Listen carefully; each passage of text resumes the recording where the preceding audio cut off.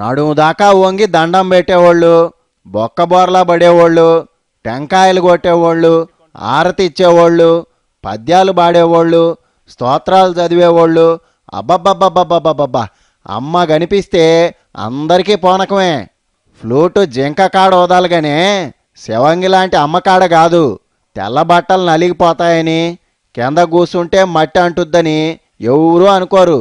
ఆ అమ్మ దర్శనం అయిందంటే చాలు పోటీలు పడి పొర్లు దండాలు పెడుతుంటారు. అమ్మ చిరునవ్వుతో చెయ్యెత్తి ఆశీర్వదిస్తూ ఉంటే దేవత దిగొచ్చి వరాలు ఇచ్చినట్టు తెగ సంబరపడుతుంటారు.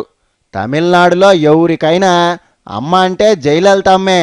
కొన్నాళ్ళు జైల్లో ఉండి బయటకు వచ్చి మళ్ళా సీఎం అయ్యాక అమ్మ అసెంబ్లీలో అడుగు పెడితే సీన్ ఎట్టుంటుందో జబ్బాళ్లే.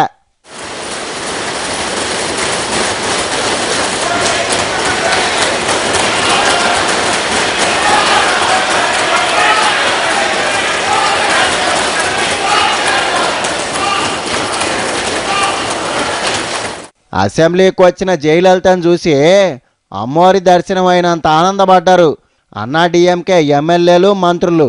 అమ్మ సాక్షాత్తు మహావిష్ణు అవతారం అంట. గంట కొట్టకుండానే పూజ మొదలుపెట్టారు. స్పీకర్ కళ్ళకైతే అమ్మ అభిమన్యుళ్లాగా కనిపించింది.